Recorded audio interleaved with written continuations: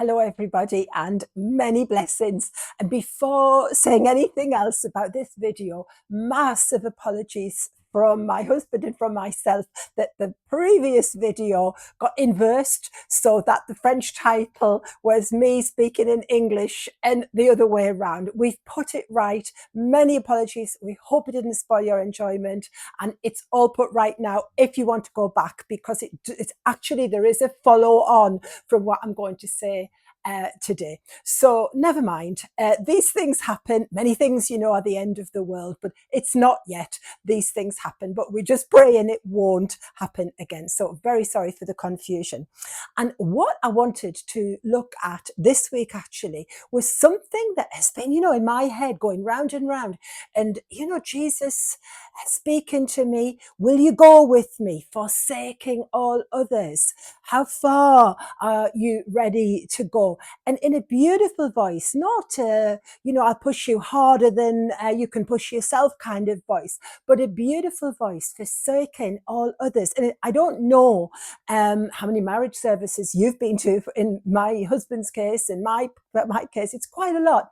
And it's part of the marriage service. Will you go with this person, forsaking all others? And all means all, whether it's in Hebrew, Greek, or any other language. All right.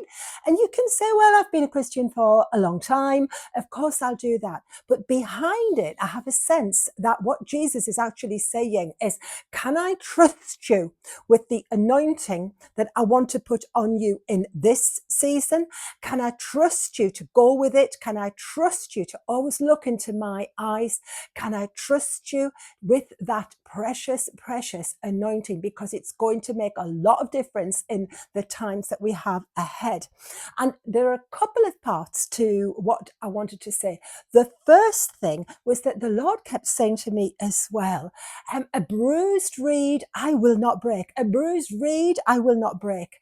And you'll probably be familiar with this yourself. And I'll just remind you, it's the prophet Isaiah, and it's messianic already. Of course, we know the prophet Isaiah was deeply messianic. It's just fascinating to read him.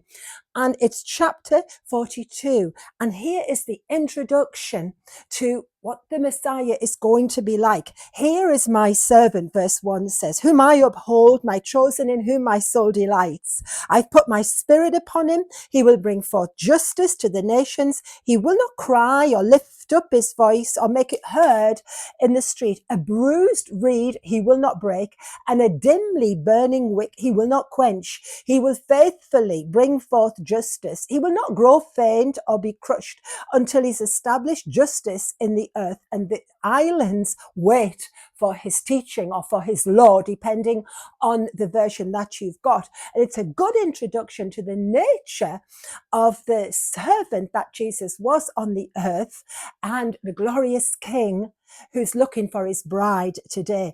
And the idea is picked up again, the bruised reed and the smouldering wick, in the Gospel of Matthew. And it's just after there's been a row over whether Jesus should heal or do anything else on the Sabbath. And the Pharisees are starting to plot against him. And Jesus says, after this, he says, well, he becomes aware of all of this. The Pharisees are conspiring. They want to destroy him, and they're not joking either. And it says, Jesus departed.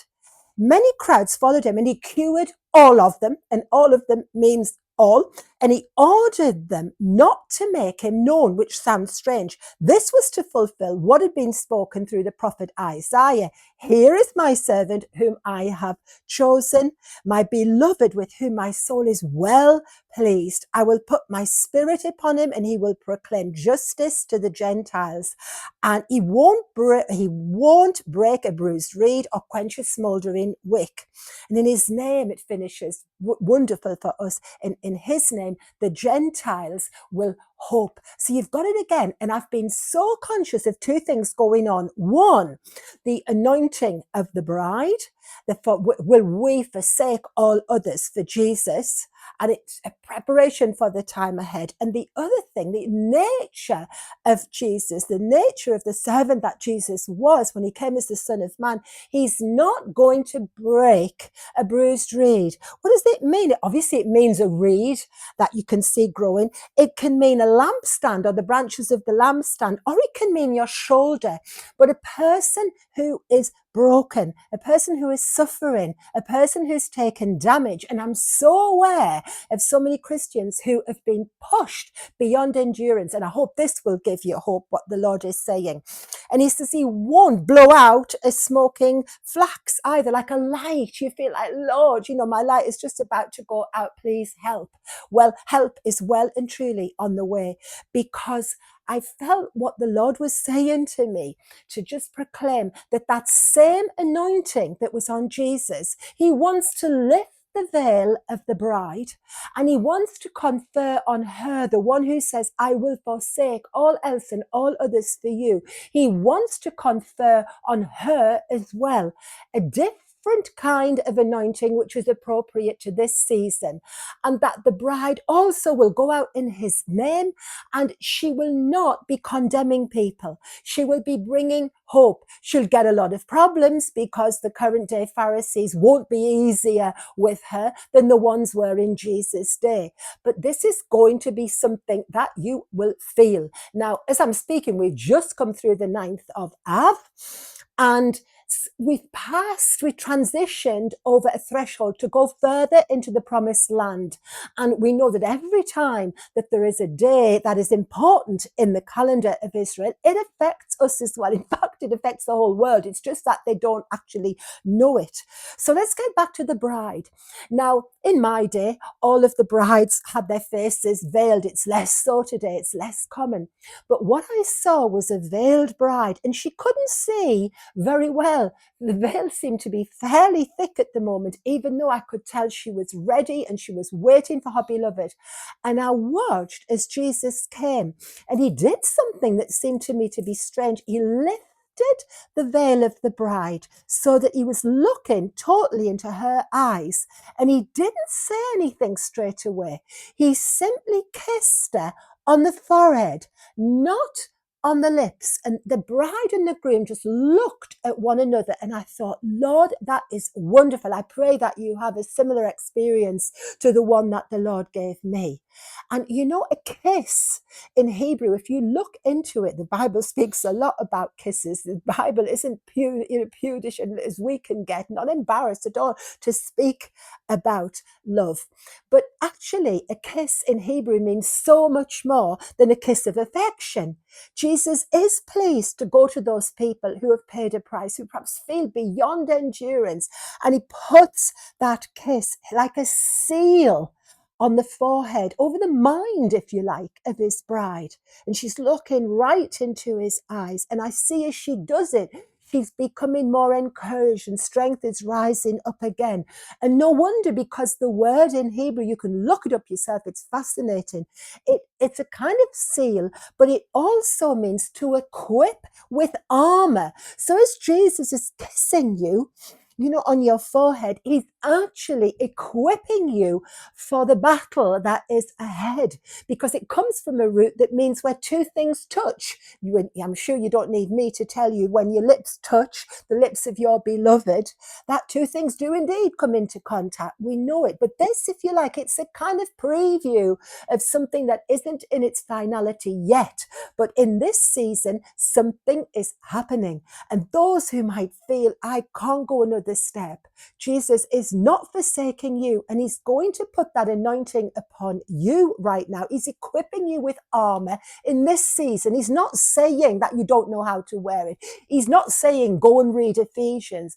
He's saying let me do it. He's sealing you, and at the same time he is making you see more clearly. It's wonderful for the bride to look through the veil, but could you imagine that when you're looking directly at the face of the bridegroom, more is going to be revealed? And we can expect in this season that we will be having more, if you like, direct vision, that the veils will become thinner and thinner and thinner. And if you've been really going through it, if you've said to the Lord, I feel broken, I feel at the end of everything, let this be an encouragement. It certainly was to me, that he's looking right into your eyes right now. Let him do it. And feel how he is sealing you on your forehead. Interesting, isn't it? When you look at all of the fuss that there is on the internet about what will the mark of the beast look like and so on. Let's go for this seal. It seems a lot more appropriate. Will protect you, not from everything. Of course it won't. But you will know, like you'll know, that even the best of us, perhaps we've not known before. So be equipped. Bring your brokenness to him. He's not despising you, and he's putting on you that same anointing that will go out, because the bride has to follow her groom. She's one with him, and you won't be condemning either, like the religious people are. Even if you are condemned, you are there to help those and to reveal the law of the Lord to those who don't know him yet, to bring hope where there's dying and where there's decay, to bring hope to your nations as you go out in intercession. And I pray that this will be an immense blessing for you wherever you are.